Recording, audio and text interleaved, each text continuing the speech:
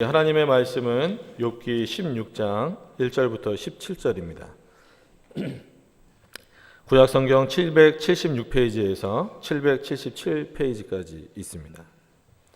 욥기 16장 1절에서 17절입니다. 제가 봉독해 드리도록 하겠습니다. 욥이 대답하여 가로되 이런 말은 내가 많이 들었나니 너희는 다 번뇌케 하는 안위자로구나. 허망한 말이 어찌 끝이 있으랴. 내가 무엇에 격동되어 이같이 대답하는고. 나도 너희처럼 말할 수 있나니 가령 너희 마음이 내 마음자리에 있다 하자. 나로 말을 지어 너희를 치며 너희를 향하여 머리를 흔들 수 있느니라. 그래도 입으로 너희를 강하게 하며 입술의 위로로 너희의 근심을 풀어주리라. 내가 말하여도 내 근심이 풀리지 아니하나니 잠잠한들 어찌 평안하랴. 이제 주께서 나를 공고케 하시고 나의 무리를 패게케 하셨나이다. 주께서 나를 치들게 하셨으니 이는 나를 향하여 증거를 삼으심이라. 나의 파리한 모양이 일어나서 대면하여 나의 죄를 증거하나이다. 그는 진노하사 나를 찢고 군박하시며 나를 향하여 이를 갈고 대적이 되어 뾰족한 눈으로 나를 보시고 무리들은 나를 향하여 입을 벌리며 나를 천대하여 뺨을 치며 함께 모여 나를 대적하는구나. 하나님이 나를 경건치 않은 자에게 붙이시며 악인의 손에 던지셨구나. 내가 평안하더니 그가 나를 꺾으시며 내 목을 잡아 던져 나를 부서뜨리시며 나를 세워 관역을 삼으시고 그 살로 나를 사방으로 쏘아 인정 없이 내 허리를 뚫고 내 쓸개로 땅에 흘러나오게 하시는구나. 그가 나를 꺾고 다시 꺾고 용사같이 내게 달려드시니 내가 굵은 배를 꿰어 매매 내 피부에 덮고 내 뿔에 티끌이 더럽혔구나. 내 얼굴은 울음으로 붉었고 내 눈꺼풀에는 죽음의 그늘이 있구나. 그러나 내 손에는 포악이 없고 나의 기도는 정결하니라. 아멘. 우리 성도님들이 다니시는 우리 평강교회는 좋은 교회입니까? 안 좋은 교회입니까? 어떤 차원에서 좋은 교회입니까? 확실하게 하십시오. 물론 좋은 교회 당연히 좋은 교회죠. 그러니까 좋은 교회의 기준은 하나님의 말씀이 있어야 됩니다. 근데 요즘에는 워낙 기준이라고 하는 것이 세상적인 기준이 많아서 아까 2부 때도 말씀드렸지만 우리 성도님들 중에 이제 탁구 좋아하시는 분들 이제 지하로 내려가서 치시잖아요. 근데 어떤 교회 가보면 이렇게 뭐 농구 코트도 있고 교회 안에 실내에 농구 코트도 있고 뭐 여러 가지가 많이 있습니다. 그래서 예배를 드리러 오는지 아니면 뭐 이렇게 운동을 하러 오는지 모를 정도로 그런 교회가 있습니다. 그래서 많은 사람들이 그런 교회 참 좋다 이렇게 표현을 하는데 정말 좋은 교회 그리고 하나님이 보시기에 합당한 교회는 말씀이 살아있는 교회입니다. 결국은 그 말씀이 떠났을 때에는 그 교회로서의 가치는 없다라는 거죠. 그러니까 건물로만 남고 사람으로만 남는다라고 하는 겁니다. 그러니까 이 건물도 교회라고 우리가 부르고 또 우리 각자 자신도 하나님께서 성전이라고 불러주셨는데 이 건물이 평강교회로서 가치가 있는 것은 우리 성도님들이 함께 모여서 말씀을 나누고 그 하나님의 은혜를 받기 때문에 이 건물이 평강교회라는 이름으로서 가치가 있는 겁니다. 마찬가지로 우리도 살아갈 때에 그리스도인으로 살아가고 있기 때문에 내가 가치가 있는 삶을 산다라고 하는 것을 우리 성도님들이 늘 기억하실 수 있기를 바랍니다. 그러니까 내 가치가 떨어지는 것은 세상에서의 수준이 떨어지는 그것만 우리는 약간 좀 두려워하죠. 그러니까 내가 혹시 진급에서 누락되면 어떡하나 아니면 좀 이 세상에서 도태되면 어떡하나 이런 것들에 대한 걱정은 굉장히 많이 하는데 내가 하나님과의 관계에 있어서 좀 멀어진다라기보다는 내 스스로가 하나님을 잘 찾지 않게 되는 그래서 내 안에 어느 정도 뭐 복음이 좀 지식적으로는 쌓여져 있어도 그게 약간 메말라 있는 지식처럼 남아있지는 않은가 스스로 한번 돌이켜봐야 되는 이유는 우리 안에 하나님의 말씀이 풍성히 늘 성령께서 내주하시지만 풍성히 거할 때에 내 가치도 그만큼 높아진다라고 하는 것을 우리 성도님들이 인식하셨으면 좋겠습니다. 왜냐하면 오늘 욥기를 보는 데 있어서도 그렇습니다. 욥기는 좀 보기 어려운 본문이죠. 그래서 특히나 이 욥기를 설교할 때마다 늘 느끼는 것이지만 설교하기도 어렵고 좀 듣기도 좀 어려운 본문이 바로 욥기입니다. 그래서 특히나 제가 계속 욥기 설교를 했었는데 주일날은 한 5월 달쯤 했었던 것 같고 수요일이나 금요일 날 이렇게 주로 하다 보니까 그때 잘 안 나오셨던 분들은 좀 그렇게 좀 기간이 이제 길어져서 욥기 전체에 대한 구조는 아마 아실 텐데 요 이제 14장, 15장 요 논쟁 과정에서 나오는 그런 내용들은 조금 설명을 드리고 시작을 하는 게 좋을 것 같아서 미리 말씀을 드립니다. 욥기 전체 구조는 하나님이 이제 욥을 의롭다라고 하셨습니다. 뭐 그것에 대해서는 여러 번 말씀드렸기 때문에 더 이상 말씀드리지 않고 요 이제 내용만 놓고 보면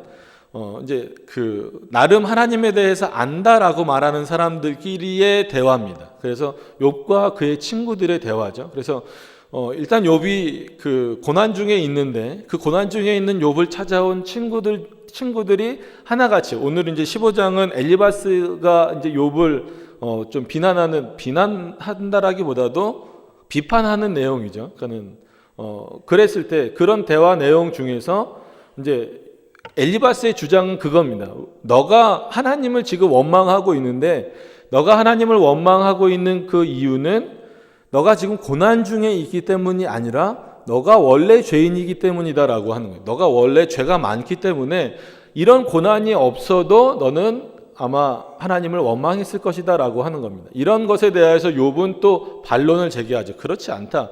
어떻게 그런 말이 나에게 위로가 되겠느냐라고 하는 거예요. 그러니까 지금 욥과 이 엘리바스라고 하는 이 사람의 그 대화를 통해서 우리가 알 수 있는 것은 아무리 하나님에 대해서 말하여도 그 생각 속에서 말은 그렇게 하나님에 대해서 말해도 생각 속에서 하나님을 생각하지 않을 때에는 결국은 그거는 내 생각과 내 말이 되어버린다라고 하는 사실입니다. 자, 그러면 좀 이해를 조금 더 쉽게 하기 위해서 세 가지 부류로 한번 나눠서 그 관계성을 한번 설명을 드리도록 하겠습니다. 첫째는 우리는 누구와의 관계를 굉장히 중요하게 여겨야 될까요? 하나님과의 관계죠. 그러면 이것 2부 예배 때 했던 질문과 똑같습니다. 하나님은 어디 계십니까?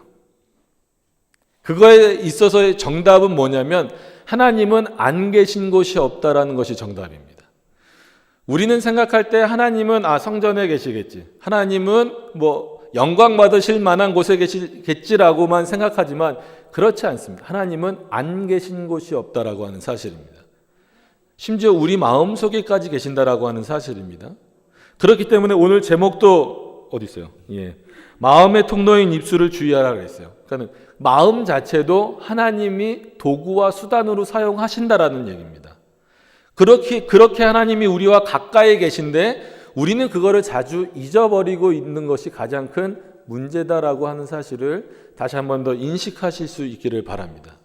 그렇게 됐을 때에는 아무리 내가 하나님에 대한 지식이 많고 높아도 결국은 그 말하는 순간에 어떤 논쟁, 이렇게 논쟁이라고 말할 수 있겠죠. 이런 논쟁의 순간에 점점 우리는 어디로 가냐면 우리의 본성으로 가고 있는 거예요. 우리의 본성으로 가서 내가 생각하는 하나님에 대해서 말하고 내 상황과 내 환경에 근거한 하나님에 대해서 말하게 된다라는 사실이죠. 그러면 어떤 하나님에 대해서 말하지 못하게 되냐면 성경이 말하고 있는 하나님에 대해서 말할 수 없다라고 하는 사실입니다.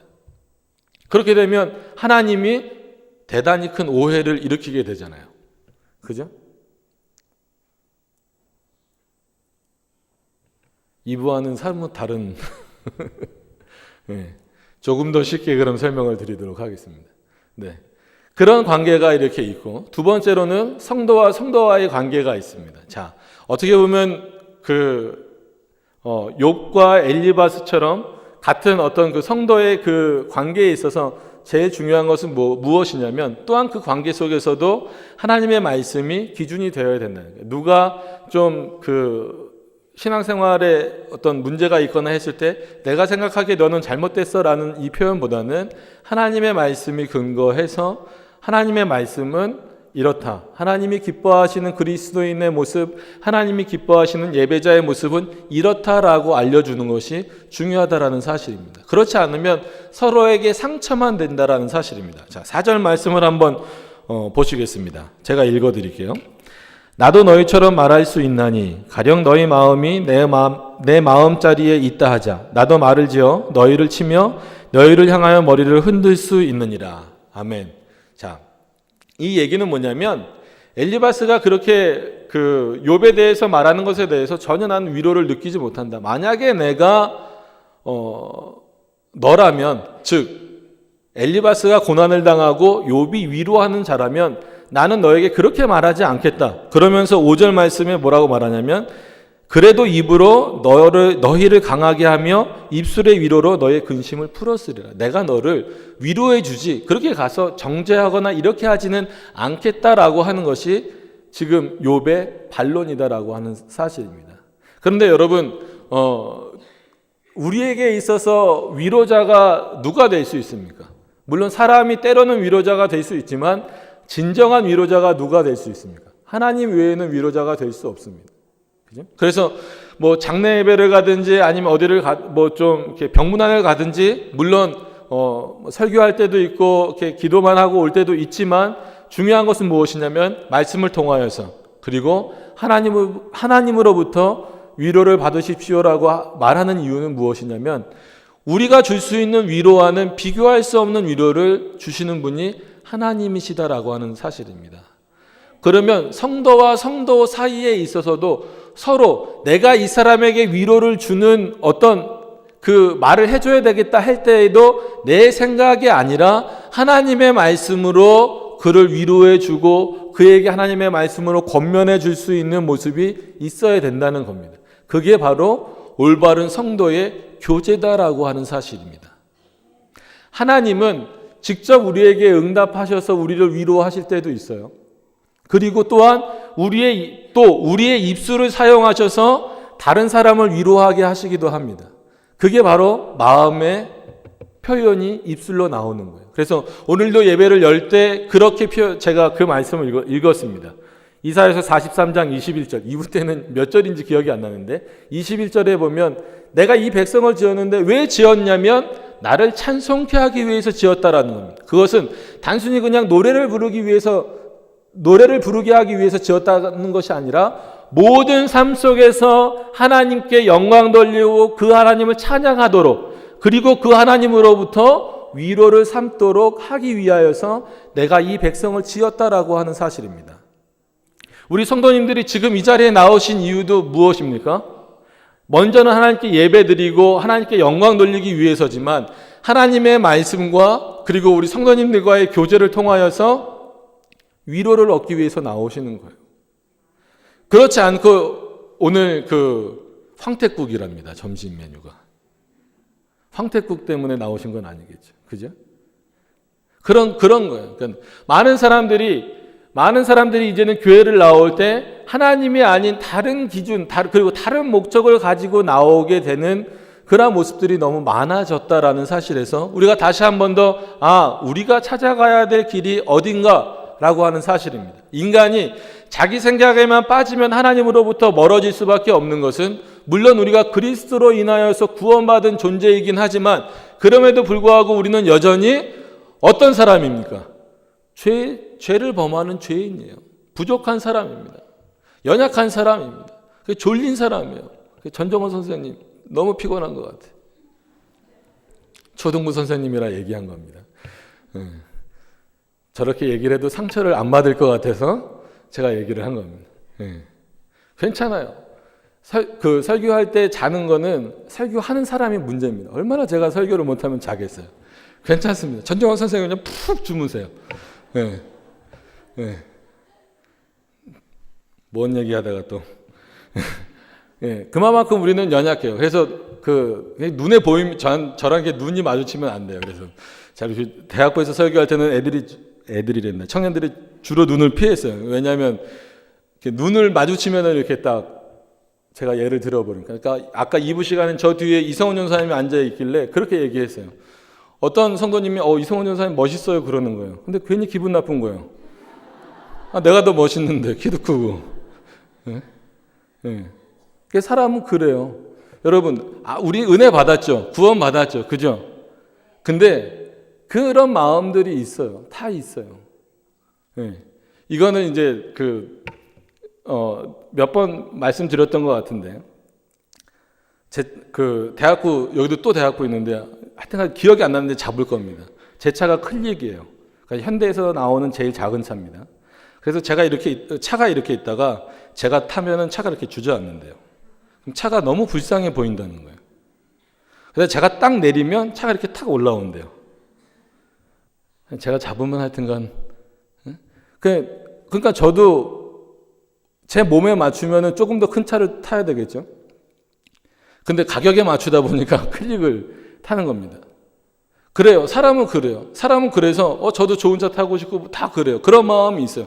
그러니까 이런 마음에 빠져들다 보면 분명히 하나님의 은혜가 있고 하나님의 말씀이 늘 있음에도 불구하고 우리는 우리 생각에 빠져서 다른 사람을 정죄하거나 다른 사람에 대해서 마치 화살을 쏘듯이 할 수가 있다라고 하는 사실입니다. 지금 욥도 그렇고 엘리바스도 그렇고 하나님은 이런 분이야. 그렇기 때문에 넌 죄인이야. 마땅히 벌을 당해야 돼. 받아야 돼. 이렇게 말하고 있지만 그 논리 속에는 전부 다 자신은 괜찮다라는 거예요. 나는 그럴 만한 이유가 없는데 왜 이렇게 고난을 당하는지 모르겠다라고 하는 사실입니다. 오늘 욥기에 있어서도 마찬가지입니다. 욥기 이 부분에 있어서도 그렇고 우리의 관계에 있어서도 그래요. 또한 우리가 세상과의 관계에 있어서도 우리 스스로가 그리스도인임을 늘 나타낼 수 있어야 된다는 거예요. 그거는 말로서보다도 우리의 삶의 표현으로서, 삶의 내용으로서, 언어나 행동이나 이런 모든 것들로서 저 사람은 뭔가 좀 다르구나. 풍기는 그 의미가 풍겨지는 어떤 그런 모습들이 좀 다르구나. 구별되었구나라고 하는 모습들이 우리 안에 있어져야 된다라고 하는 사실들을 우리 성도님들이 먼저 생각하셔야 된다는 사실입니다. 그렇지 않으면 우리가 이 자리에 있다라는 것이 큰 의미가 없어요. 왜냐하면 우리는 이곳에서만 신앙생활을 하는 것이 아니라 문 밖에 열고 나가서 세상 사람들과 만나는 시간들이 훨씬 더 많다라고 하는 것입니다. 여기서는 집사님으로 불려질 때도 있고 어떤 그 직책에 맞게 불려질 때도 있지만 저 밖에 나가면 또 거기에 따라서 직분이 있고 또 직책이 있습니다. 그런 일들을 수행할 때도 잊어버려서는 안 되는 것이 하나님이 나를 왜 창조하셨느냐? 내 입술을 통하여서 하나님을 찬송케. 그럼 입술로 가식적이냐? 그렇지 않다는 겁니다. 내 마음을 통하여서. 즉 내 마음을 은혜의 수단으로 사용하셔서 하나님이 찬송받기 원하신다라고 하는 사실입니다. 그렇기 때문에 반대로 우리는 우리의 입술을 주의해야 돼요. 그 입술을 주의하라는 얘기는 더 나아가서 우리의 마음도 주의해야 됩니다. 내 마음이 하나님의 말씀의 자리로 가득 차 있는지 아니면 내 생각으로 가득 차 있는지. 그래서 내가 생각하기에는 이라는 표현이 그렇게 좋은 표현은 아닙니다. 지금 엘리바스도 그렇고 빌닷도 그렇고 소발도 그렇고 욥을 위로하러 온 친구들이 공통적으로 쓰고 있는 표현이 뭐냐면 하나님에 대해서 말하지만 내가 생각하기엔 그리고 내가 들은 바로는 하나님은 이런 분이시다라는 거예요. 성경이 말하고 있는 하나님에 대해서가 아니라 내가 생각하는 하나님에 대해서 말하고 있기 때문에 문제입니다. 그럼 욥이라도 하나님으로부터 의롭다라는 평가를 들은 욥이라도 하나님에 대해서 제대로 말해야 되는데 욥조차도 그렇지 않습니다. 여러분 오늘 3부 때는 학생들이 있어서 조금 이렇게 좀 재밌는 얘기도 하고 그랬는데 그래도 또 3부 때는 2부 때는 그랬는데 3부 때는 또 이제 또 우리 중후한 성도님들이 함께 계시니까 말씀으로 바로 한번 들어가 보죠. 그냥 웃긴 얘기 하나 해드릴까요? 나중에 이제 시간이 되면 하겠습니다. 자, 첫 번째로 욥이 실수하고 있는 부분은 무엇입니까? 내가 만약에 너였다면, 즉 너가 고난당하는 자고 내가 위로하는 자였다면 나는 너를 위로해 줬을 거다. 내 입술로 위로해 줬을 거다라고 말하는 거예요. 근데 인간은 진정한 위로자가 될 수 없다라는 실수를 욥은 지금 놓치고 있는 겁니다. 근데 이 관계를 놓치는 게 왜 문제가 되냐면 결국은 그 화살이 누구에게 가냐면 하나님을 향하고 있다라고 하는 사실입니다. 자, 7절 내용부터 보시면 6절도 시작이지만 7절부터 보시면 이렇습니다. 이제 주께서 나를 공곡해 하시고 나의 무리를 패객해 하셨나이다. 주께서 나를 시들게 하셨으니 이는 나를 향하여 증거를 삼으심이라. 쭉 내려가서 보시면 11절에 하나님이 나를 경건치 않은 자에게 붙이시며 악인의 손에 던지셨구나. 그리고 또 내려가서 보시면 14절에 그가 나를 꺾고 다시 꺾고 용사같이 내게 달려드시니. 여러분 지금 욥에게 있어서 하나님은 이런 존재가 돼버린 거예요. 예전에 자신을 향하여서 나를 의롭다라고 표현하셨고 그렇게 많이 축복하셨던 그 하나님에 대해서는 이미 잊어버렸어요. 왜? 지금 자기가 당하고 있는 상황이 어렵고 힘들기 때문에 그렇습니다. 그럴 때 우리는 많이 그러죠. 하나님 도대체 언제까지입니까? 그러나 그 마음속에 하나님의 말씀으로 가득 차 있는 사람은 그것을 잘 견딜 수 있는 사람입니다. 그것이 언제까지가 될지 모를지라도. 그럼에도 불구하고 그 말씀을 붙잡고 견뎌나갈 수 있는 모습이 우리에게 있어야 된다라고 하는 사실입니다. 여러분, 오늘 이 욥의 모습을 보시길 바랍니다. 성도와의 관계, 즉 친구와의 관계지만 지금 우리의 예로 들면 성도와의 관계가 잘못되고 있을 때 그 잘못은 하나님께로 향하여서 하나님을 원망하듯이 하나님이 우리를 꺾으시는 분입니까? 그렇지 않아요. 우리가 조금 힘들다고 그럼 우리가 기쁠 때는 여러분 성경에서는 오히려 뭐라고 표현합니까? 외양간에 송아지가 없어도 누구로 인하여 기뻐하리? 난 여호와로 인하여 기뻐하리. 우리 정말 그러십니까? 그게 그냥 지나가는 말입니까? 아니면 그럴 수 있다는 얘기입니까? 실제로 그래야 된다는 얘기입니까? 실제로 그렇게 살아야 된다는 사실입니다. 아무것도 없어도 하나님만 계셔도 나는 살 수 있다라는 그런 마음이 우리 가운데 가득 차 있는 것이 그런 사람들의 입술을 통하여서 고백되어지는 것이 온전한 신앙 고백이고 하나님이 기뻐하시는 신앙 고백이다라고 하는 것을 우리 성도님들이 기억하실 수 있기를 바랍니다. 그렇기 때문에 우리는 날마다 하나님의 말씀을 공급받는 거예요. 여러분, 집에 가면 부모님들이 이제는 밥을 하셔야 될 때군요. 그죠? 예. 밥을 해서 남편이 오거나 아니면 자식이 오거나 그러면 이렇게 따뜻한 밥을 지어서 주잖아요. 거기다 침 뱉으시는 분 없죠. 그죠? 상사처럼 커피 타오라 그러면 그래 내 친구와 함께 마셔라. 그런 분 없잖아요. 찬밥이 남아 있어도 그래요.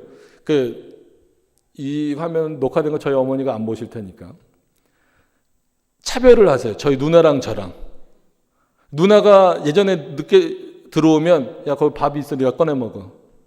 그래서 제가 늦게 들어가면 밥을 새로 하시는 거예요. 아들이 좋은 거예요. 아들이. 밥을 새로 하시는 거예요.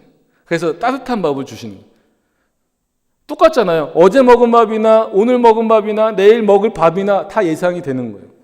여러분 하나님의 말씀도 마찬가지입니다. 욥기를 충분히 읽으셨으면 대충 오늘 설교가 어떻게 진행되겠구나 알 수 있어요. 그럼에도 불구하고 그것을 또 듣는 이유는 무엇입니까? 우리가 그 밥을 먹고 힘을 내서 살듯이 그 말씀을 알고 있음에도 다시 한 번 더 듣고 다시 한 번 더 내 마음속에 새겨서 따뜻한 밥을 먹고 힘을 내듯이 그때마다 공급해 주시는 새롭게 공급해 주시는 하나님의 은혜로 말미암아 사는 거예요.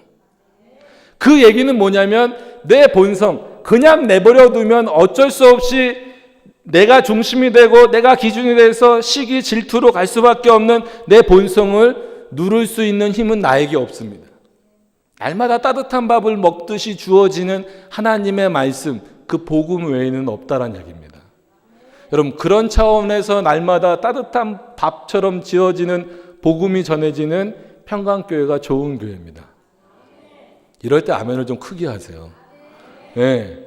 레포츠 교회라고 볼링장도 있고 테니스장도 있고 뭐 배드민턴장도 있고 교회 안에 다 있어요. 제가 가봤어요. 네. 야, 이 돈이 얼마나 들었을까? 부터 시작해서 열심히 하고 있어요. 저 사람들은 예배를 드리는 걸까? 아니, 예배를 드리고 지금 이 배드민턴을 치는 걸까? 뭘 할까? 그런 생각들을 많이 해봅니다. 물론 뭐 거기 복음이 없다 있다를 우리가 판단할 수 있는 건 아니지만 그래서 맨 처음에 질문을 드린 거예요. 어떤 게 정말 좋은 교회고 어떤 성도가 좋은 성도냐 했을 때는 그 마음을 하나님의 말씀으로 다스릴 수 있는 자. 물론 성령께서 다스려 주시지만 그렇지 않으면 내 본성은 언제든지 잠에서 깨어서 일어나듯이 내 죄는 일어날 수밖에 없다는 거예요. 그래서 내 생각에는 결국은 철학이 뭡니까? 과학이 뭡니까? 내 생각에는 그거예요. 그래서 불교에서 가장 그 고급한 용어가 뭐예요? 내 생각에는 깊어지면 깊어질수록 뭐가 되는 거예요? 해탈해버리는 거잖아요. 여러분, 우리가 해탈하러 여기 나오는 겁니까? 아니잖아요. 내 생각을 죽이고 죄에 대해서는 점점 죽어가고 의에 대해서는 점점 살아간다. 그게 뭐예요? 하나님의 말씀으로 나를 더 채워간다라는 사실입니다. 우리가 그리스도의 의로 말미암아 산다라고 하는 것은 예수님처럼 된다라는 의미가 아니라, 예수님 또한 예수님처럼 된다라는 의미는 예수님과 같이 된다라는 것이 아니라 그가 부어주신 의로 말미암아 나의 악한 본성을 점점 눌러가는 것입니다. 여러분, 그러지 않으면 가시 같은 본성이 언제든지 나도 찌르고 다른 사람도 찌를 수 있다라고 하는 사실을 우리 성도님들이 기억하셔야 된다는 사실입니다. 그래서 이 욥기의 내용은 그런 식으로 보셔야 된다라는 거예요. 그래서 한 문장 한 문장만 보시면 뭐가 틀렸지라고 이렇게 이해하실 수가 있어요. 그래서 문맥 전체를 보시고 또 욥기 전체를 보시면서 이해를 하시는 것이 훨씬 욥기는 편합니다. 그래서 크게 세 가지. 첫째는 하나님과의 관계, 두 번째는 성도와의 관계, 그리고 세 번째는 사회와의 관계를 잘 하기 위해서는 가장 중요한 것은 하나님과의 관계가 우선적이어야 된다는 사실입니다. 그 관계가 우선적으로 잘 되어야만 성도와의 관계. 그죠? 이브 때도 이렇게 한국 사람들은 옆 사람 쳐다보라는 걸 잘 못하세요. 부부끼리도 잘 못하시더라고요. 그래서 옆 사람 쳐다보시지 말고 옆 사람도 하나님의 사랑을 나도 하나님의 사랑을 받고 있으면 옆 사람도 하나님의 사랑을 받고 있다라는 그 생각을 같이 하시면서 서로 그런 마음으로 하나님의 말씀으로 위로하고 권면하고 해줄 수 있는 그런 모습이 우리 안에 있어야 이 평강의 공동체가 아름답게 이루어져 갈 수 있다라고 하는 사실을 기억하실 수 있기를 바랍니다. 이것을 잊어버리면 마치 파손된 배처럼 돼버릴 수밖에 없다라고 하는 사실입니다. 자, 오늘 한번 그 17절 말씀은 함께 보도록 하겠습니다. 17절 말씀은 함께 한번 읽어보시죠. 자, 읽겠습니다. 그러나 내 손에는 포악이 없고 나의 기도는 정결하니라. 아멘. 여러분, 정말 욥의 손에는 포악이 없을까요? 반대로 우리 성도님들의 손에는 포악이 없을까요? 그리고 나의 기도는 정말 정결합니까? 여러분, 우리가 정결하게 기도할 수 있을까요? 그럴 수는 없습니다. 간절히 진실되게 그 마음을 담아서 기도할 수 있지만 정결한 분은 하나님뿐이 없다라고 하는 사실이에요. 이렇게 표현하면 바리새인과 뭐가 다릅니까? 지금 욥이 스스로 변명하는 이유는 하나님 앞에서 변명하고 사람 앞에서 변명하는 그것은 뭐냐면 나는 의롭다라고 하는 거예요. 그것에 너무 빠져들어가면 안 된다라고 하는 겁니다. 분명히 우리는 의로운 사람이지만 누구로 인하여서 의롭게 되었냐면 그리스도로 인하여서 의롭게 되었고, 그러나 여전히 본성은 악하기 때문에 우리는 정결할 수가 없습니다. 내 기도는 늘 부족합니다. 그럼에도 불구하고 우리로 하여금 기도하도록 하셔서 우리로 하여금 간절한 마음을 주셔서 주님 앞에 부르짖게 하시는 것, 그것 자체가 은혜다라고 하는 사실입니다. 기도는 은혜이지 자랑거리가 돼서는 안 된다라고 하는 사실입니다. 우리는 정결할 수 없습니다. 단지 진실되게 신실하게 그 하나님 앞에 겸손하게. 여러분, 누구 앞에 무릎 꿇으시겠어요? 하나님 앞에 무릎 꿇으셔야 됩니다. 누구 앞에 우시겠어요? 하나님 앞에 우시기를 바랍니다. 무엇 때문에? 교회를 위해서, 나라를 위해서, 내 자신을 위해서, 내 가족을 위해서. 여러분, 왜 예레미야 선지자가 눈물의 선지자라고 불리웁니까? 자기의 이익을 위해서 울지 않았습니다. 하나님의 말씀을 듣지 않는 이스라엘 백성들을 위하여서 울었다라고 하는 사실입니다. 여러분, 그런 울음이 우리에게 있어야 된다라고 하는 사실이에요. 정말 다른 사람을 사랑한다면, 그리고 그에게 위로를 주고 싶다면 하나님의 말씀과 더불어서 그를 사랑하는 것 같이, 내 이웃을 내 몸과 같이 사랑하라고 하신 그 말씀처럼 그를 위하여서 울어줄 수 있는 것. 어떻게 보면 욥이 기대했던 것은, 친구들에게 기대했던 것은 그런 모습일 거예요. 그러나 친구들도 그러지 못했고 욥 자신도 그러지 못했습니다. 그리고 더 나아가서 하나님을 향하여서도 예전에 받았던 축복들은 잊어버리고 지금 현실에서 보여지는 그 하나님만, 내가 생각하고 있는 하나님만 말하고 있다라고 하는 사실입니다. 여러분, 결코 하나님은 우리를 꺾으시는 분이 아닙니다. 때로는 우리가 고난 중에 살아간다 할지라도 우리를 진정으로 위로하시는 분은 하나님 뿐이시다라고 하는 것을 성도님들이 꼭 기억하실 수 있기를 바랍니다. 그래서 첫째로는 먼저 하나님께 위로받으시는 삶을 사시기를 바랍니다. 두 번째로는 서로 위로하시되 그 기준이 어디에 있어야 됩니까? 하나님의 말씀에 있기를 원합니다. 그래서 마음의 통로, 내 마음의 통로인 이 입술의 표현이 가식적인 모습이 되지 않기 위해서는 내 마음의 자리가 하나님의 말씀으로 가득 차길 원합니다. 그것은 단순한 지식을 말하는 게 아니에요. 신학 공부를 하시라는 얘기가 아니에요. 신학적인 용어를 많이 아시라는 얘기가 아니에요. 하나님의 말씀으로 여기를 가득 채우시라는 거예요. 늘 그 바울도 말하잖아요. 두 가지 마음이 싸우고 있다. 바울조차도 그렇게 표현하고 있습니다. 하나님의 말씀으로 죽이지 않으면, 내 마음을 죽이지 않으면 내 본성이 나온다라고 하는 사실이에요. 그렇기 때문에 하나님의 말씀으로 나를 죽이고 더 겸손케 하고 그래야 더 높아지는 겁니다. 하나님이 높여주시고 서로가 서로를 높여줄 수 있는 모습, 그게 우리 안에 있어야 됩니다. 그래야 세상에서도 교회가 높아질 수밖에 없습니다. 요즘에 교회가 욕먹는 이유는 어떻게 보면 우리에게 문제가 있는 겁니다. 우리가 그리스도인임을 스스로 나타내지 못하는 모습 속에서 하나님이 어느 곳에나 안 계신 곳이 없다라는 이 생각을 잊어버리는 그 순간에, 하나님은 성전에만 계시다라는 그 순간에, 그렇게 생각하는 순간에 우리는 우리의 생각대로 살아가게 되는 경우가 너무나 많다라고 하는 사실입니다. 하나님은 여기도 계시고 저 밖에도 계시고 우리 마음 가운데에도 계시다라고 하는 사실을 늘 기억하셔서 우리의 마음을 은혜의 통로로 사용하시기를 여러분 간구하시기를 바랍니다. 내 마음이 시기와 질투의 통로가 아니라 내 마음이 은혜의 통로가 되기를 간구하시길 바랍니다. 그러기 위해서는 내 본성은 점점 죽고 내 본성의 자리에 하나님의 말씀이 가득 채워져야 된다는 것을 성도님들이 꼭 기억하실 수 있길 바랍니다. 그러기 위해서 간절히 신실하게 기도하실 수 있기를 바랍니다. 나는 정결하다라고 교만한 바리새인의 모습처럼 욥처럼 말하는 것이 아니라 나는 여전히 부족하지만 나를 채우시고 나를 신실하게 하셔서 내가 다른 사람을 나보다 낮게 여기고 하나님 앞에 겸손하고 사회를 향하여서도 맡겨진 일을 충실히 하되 그리스도인님을 부끄럽게 여기지 않는 모습으로 살아가게 해달라고 기도하실 수 있는 우리 성도님들이 되실 수 있기를 바랍니다.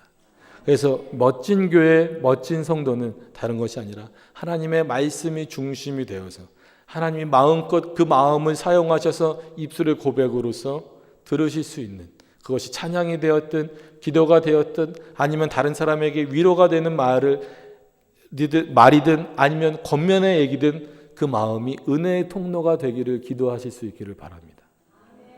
그렇게 되지 않으면 어떻게 보면 굉장히 힘들고 어렵죠. 살아가기가 어렵습니다. 성도로 산다는 것이 더 어렵습니다. 왜냐하면 더 좋은 것만 보이잖아요.